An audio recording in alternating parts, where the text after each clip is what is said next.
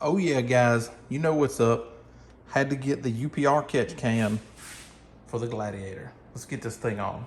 Let's take a moment to talk about the quality of UPR cans. Anybody that's been on this channel for a while knows that I'm a huge UPR fan. We've worked together in the past on a few different things. I actually bought this one myself. I'll never run any other catch can besides UPR. These things are quite the best.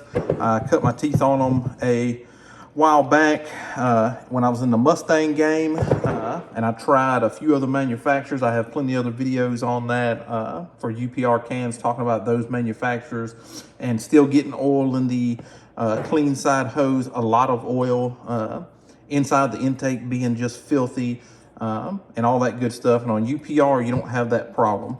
They also have high quality fittings. UPR was one of the first ones to have these higher quality fittings when other manufacturers weren't using them yet. Now they're pretty much all gone to them.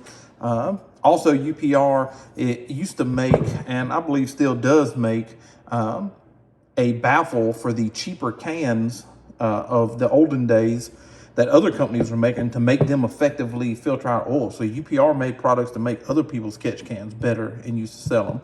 Just an overall great product, great customer service, great people there.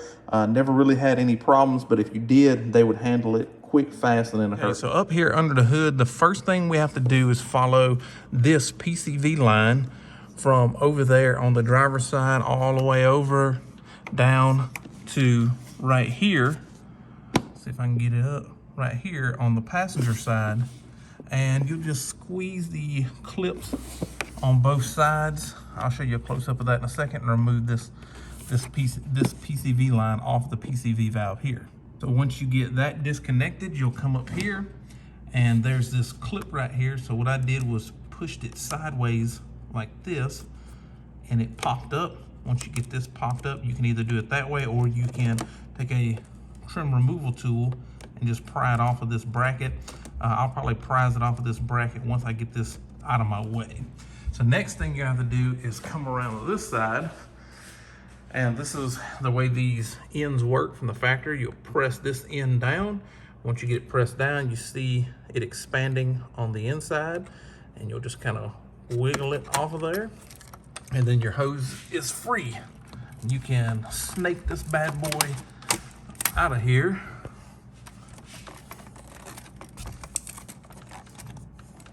Maybe a two-hander. Yep, I'm gonna have to get my other hand in there. So we have our factory hose on, so we're gonna get our shorter hose that UPR supplies in the kit. I've got this Allen that fits this right here.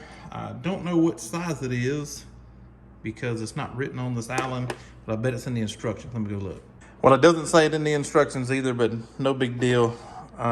I've got about 4 or 5 of them that are this size, so it's probably a very common size. So what we're gonna do is we're gonna mount this catch can right here on the stud in the engine bay.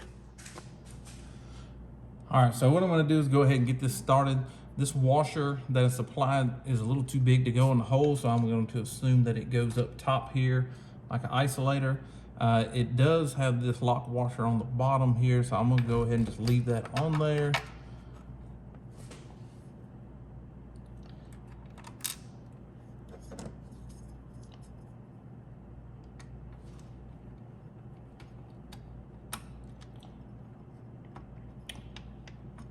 Get this started. Ha!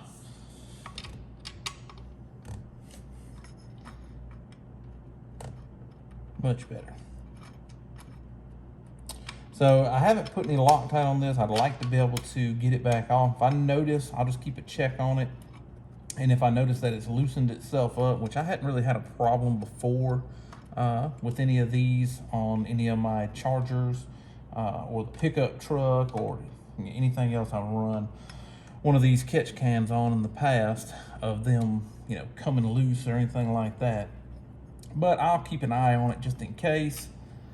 Let me get this positioned up here correctly.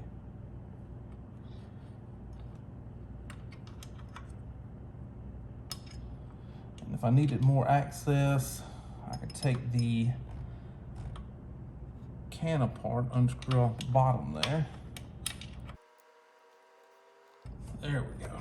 Make sure this looks tight. I'm gonna go ahead and make sure, yep, it's tight.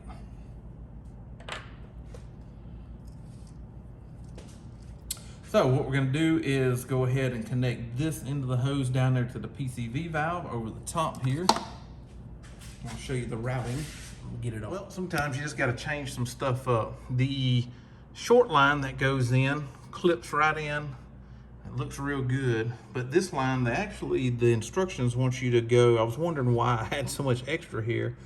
They want you to go way underneath all the coolant lines and everything and come across the back here to plug in. Well, I mean, there's a more direct path here, and I'm gonna take the more direct path and I'm gonna cut some of this extra off of this hose.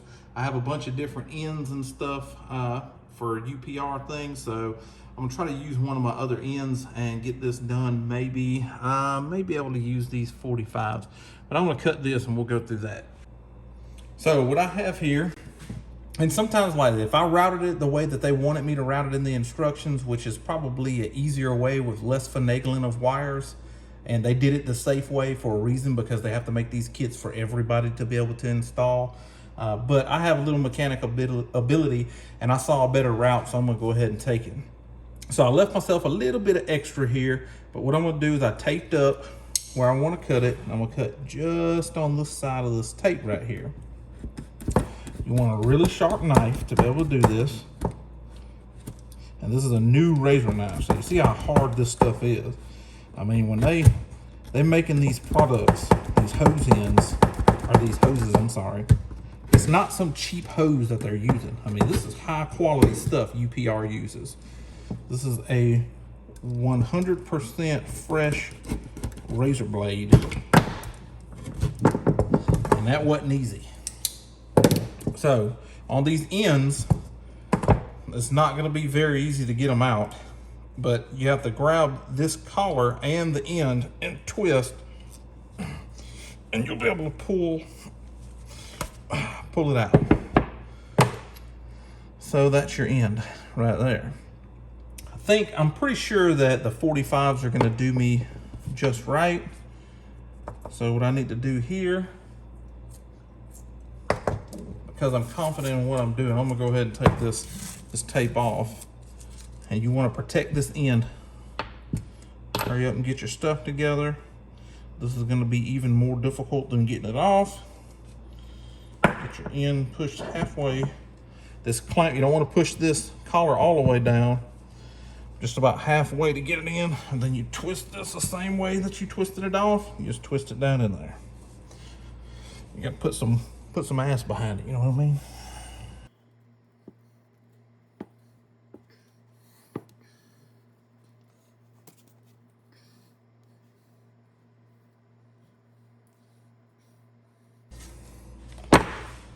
All right, so there. I made myself a shorter hose, and I got another piece of UPR hose here that I can use.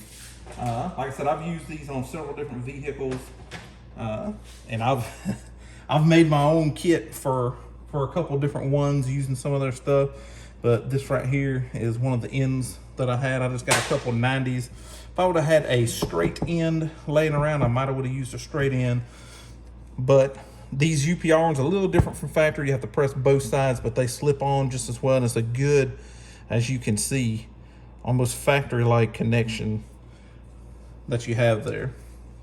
Great quality Continental hoses. It's good to put it on the truck. Okay, so I'm gonna show you the routing that I used, and then I think I figured out why UPR used the routing that they did, and it's because they think of everything that I didn't really think about, but it's something I'm not concerned about either. So what I did was I just routed it straight up under the throttle body here. We can get the focus good. Straight up under the throttle body here. It's really not touching anything through there. It's going up and plugging right in. You always make sure you tug on these, make sure they're nice and seated. So here's good, this right here's good, that back there is good. And the reasoning that the line was so long and they took the long route there was because they had this can in the instructions pushed all the way over so you can still get to this oil filter housing down here. So that's something I really didn't think about. But when I change my oil, I always empty the can anyway. So I'll take this loose or just take this off the top and take the whole can off, and I'll have free access to it anyway. But I could see where normal folks, they might not do it between oil changes. I usually do look at my catch can at least 3 or 4 times before, because I'm just interested in what would be in it. So that's kind of the reasoning. Of course, I don't recommend, and UPR didn't recommend, you shorten your hoses and do it this way. I just figured I'd show you, how to do that if that's something that you wanted to do, or you had a better routing solution than what they came up with, because they're really thinking about a lot of stuff when they come up with these kits and how they route the hoses to make it best for the average Joe to be able to follow the instructions and put this kit on easily. So that's kind of the reason between the routing. So there she is. She's all done, installed on. My cover's been off. It's been laying over there on the floor for a while. I've got some goodies here that it's going to be in future videos put in. Right now, I'm going to back this beast out the door. I've been dealing with dealerships on the steering TSB to get the steering box replaced for, 2 or 3 weeks now. I've got Jeep customer care involved and everything else. If you guys want to see videos kind of talking about that and the experience with that, there was a horrible experience with a dealership. They lied to my face here locally. I can make a video on it. Didn't know if that's something that people would be interested in seeing or not. But if you are, go ahead, leave it in the comments, let me know. I might do a standalone video for that. Anyway, thanks for watching, guys. Appreciate all my supporters. Nearly 5,000 strong now. Fell off for about 2 years, but we're back now, making videos. COVID's a thing of the past. Man, I'm excited. We have some wheeling videos and everything in this bad boy. Thanks for tuning in.